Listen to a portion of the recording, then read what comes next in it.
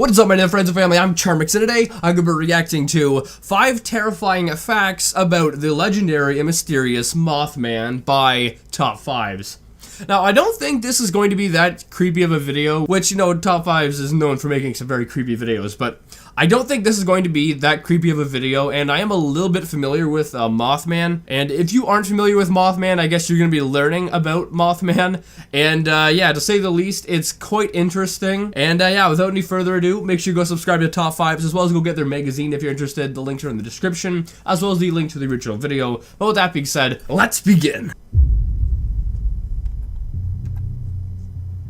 On November the 12th, 1966, 5 gravediggers in West Virginia witnessed a man-like bird flying over the trees. This was the first of many sightings of what would become known as the Mothman. The men in black were about. What? During the time of the Mothman sightings, Mary Heyer was a newspaper reporter for the Athens Messenger and managed their office in Point Pleasant. Her newspaper column was called Where the Waters Mingle, and in it she reported on odd occurrences in and around Point Pleasant, and was relentless in her search for the truth behind the Mothman sightings. She was also closely associated with author John Keel, who wrote the book The Mothman Prophecies, that was later turned into the highly fictionalized movie of the same name, starring Richard Gere. I kind of want to see that movie now. I mean, I don't know how good it's going to be, but I kind of want to see it. However, her newspaper articles and some of her bizarre claims seem to have drawn unwanted attention from the men in black. She alleges they paid several visits to her office in an attempt to stop her releasing more information. These terrifying ordeals began in 1967 when Mary was working late in her office and a very short man entered the room. Like a midget? A little midget entered your room? She described him as having large hypnotic eyes and not dressed for the weather. After studying a pen on her desk, the man laughed and then left. Mary had another run-in with the short man while walking to a car one night when he was just stood across the road looking at her, until a black car sped around the corner and picked him up. Another encounter was with a strange oriental man dressed in black who told her to stop researching the subjects of flying saucers. She also discovered that other men dressed in black suits were going around Point Pleasant claiming they were friends of her and asking to photograph and interview people who witnessed UFOs or other paranormal activity during the Mothman years. So the government, or some kind of, you know, section of the government, was trying to stop her from releasing information around the Mothman and UFOs? That's kind of crazy. Then again, she could be making it all up, as she is writing, you know, for a newspaper or whatever, and her whole, you know, segment is of weird things that were going on in the town, right? And if there isn't that much going on, what are you gonna do? You're gonna lose your job unless you know, make something up to try to keep it. So it could be real, or she could have been making it up to try to keep her job. Mary died unexpectedly on February the 15th, 1970. She was just 54 years of age. What'd she die from, though? Because at that age, you could die from a heart attack, you could die from, you know, an aneurysm, you could die from a lot of things unexpectedly. Many people with links to the Mothman sightings died young and unexpectedly. Speaking of Mary's sudden death, after the first sighting of the Mothman in Point Pleasant in 1966, many believed he was some sort of prophetic creature who had come to warn the people of Point Pleasant of an impending disaster. This belief was strengthened when just over a year after the sighting, the Silver Bridge disaster occurred, taking 46 lives. However, few realised that in addition to these losses, there have been numerous other unexplained deaths of people who have had close links to the Mothman. These include Fred Freed, who died of a heart attack at just 53. At the time of his sudden death, he was working on a documentary about UFOs and the Mothman. Donald North, who supposedly saw the Mothman, died in a car crash in 1997. Conspiracy author Jim Keith, who was responsible for writing about a CIA connection to the first Mothman sighting in 1967, died at age 50 during a knee surgery. What? How do you die during a knee surgery? How does that happen? That is bizarre. Like the heart attack things, I can see that being possible easily. I mean, I myself have had some heart problems recently, so I myself, fear of getting a heart attack, and I'm, in my early 20s. So a heart attack or like a stroke or aneurysm, those kinds of things are easy to believe. But dying from a knee surgery, like how does that happen? I mean, they're not operating up here, they're operating on your knees. That's bizarre. Ivan T. Sanderson was a naturalist and cryptozoologist, and was a consultant to John Keel, author of the Mothman Prophecies, advising him on the natural history behind the Mothman sightings. Sanderson developed aggressive cancer and died in 1973, aged just 62.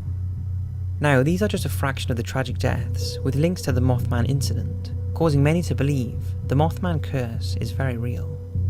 I think this kind of goes along the lines of the saying, correlation does not equal causation, which basically means just because these things have something in common doesn't mean that is the cause. Like if you've taken all the people who have eaten at McDonald's, and then, a certain percentage of them have died, you can't really blame McDonald's for it, as most people have eaten there. There are other things that will come into effect, like the cancer one. I think I heard recently that around, I think it's like half of people or something like that are gonna get cancer at some point in their life. So that's gonna be half of people. You can't say half of people have seen the Mothman and then blame the Mothman for the cancer. Do you understand what I'm saying? I mean, just because you've seen it doesn't mean that's, what caused it.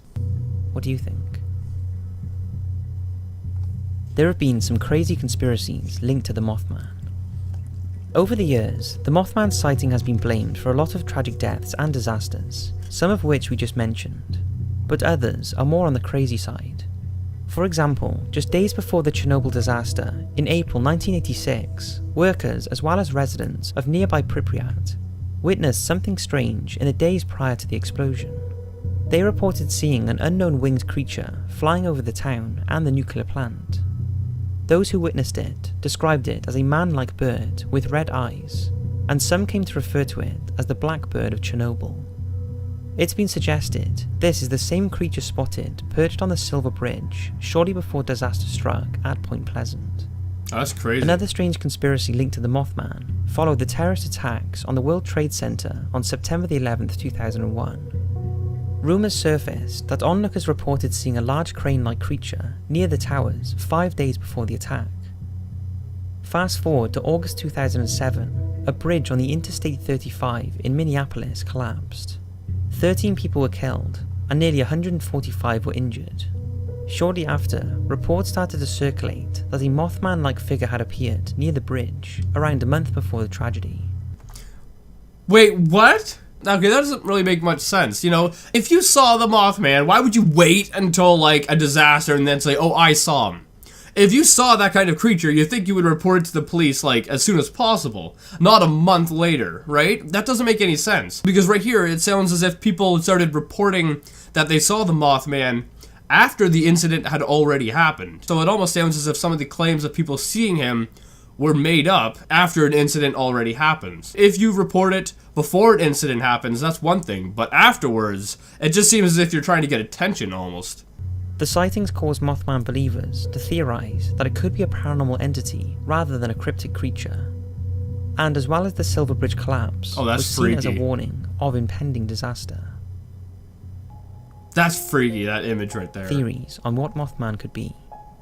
Although lots has been written about the Mothman in books and newspapers, the truth is, no one knows exactly what it was, or if it was even real. One theory is that it was nothing more than a bird, in particular a barn owl, as this is the closest fit to the description. It has a huge wingspan when fully extended, and will appear much larger than it actually is. Its eyes are known to look red when light is flashed across them, and they do make a gut-wrenching screeching sound, similar to that described by the original Mothman witnesses. That sounds like it was probably the barn owl thing, right? It sounds like it matches the description almost perfectly, and then at the same time, the way it's drawn looks like an owl, like with its wings all up and everything, right? There has also been suggestions it was a crane, or possibly a great blue heron. No, I don't. Both birds are large, with huge wingspans, beady eyes, and long legs. But they don't sound like how the Mothman was described to sound like. except for the owl. So I think it's more likely the owl. Another possibility is a low-flying plane that became distorted in the dark, and the witnesses convinced themselves it was something more sinister. Nah. Or it could have even been an elaborate hoax, stoked up by the media and the residents of Point Pleasant. Yeah, you see, that's possible, it being a hoax, but it being a plane, no. Planes don't perch on top of buildings, okay? Owls do. In particular, a guy called Gray Baker, who brought the Mothman to the wider audience in 1970. He was known to exploit these type of sightings for financial gain when he realised their massive public appeal. Oh, I'd love to hear your thoughts on who or what you think the Mothman was. So a guy who was known to blow things out of proportion in order to get money wrote about the Mothman. It sounds as if that's quite possible that he did, you know, blow it out of proportion. Just because he was known to do it and he ended up, you know, writing about the Mothman. And the Mothman is quite popular and quite famous, so he probably made a lot of money off of it. So it really seems as if that person did take advantage of whatever the sighting was. It might have just been an owl, and then that guy wrote about it and blew it out of proportion in order to financially gain from it. Anyway, guys, that's it for this video. I hope you liked it. I'm gonna leave the last one, so if you want to go check it out, make sure you go check the original link in the description. But yeah, let me know what you think of the Mothman, because from what I've seen here, it really sounds as if it was like an owl that some people saw, and that person from like a newspaper picked up on the story and blew it out of proportion. That's what I think it probably was. Let me know what you guys think in the comments, and if you like this video, make sure you give it a thumbs up, possibly share it with a friend if you're new, and subscribe to join the family today. Also, make sure you go subscribe to Top 5s, that link's in the description, and I'll see you guys next time.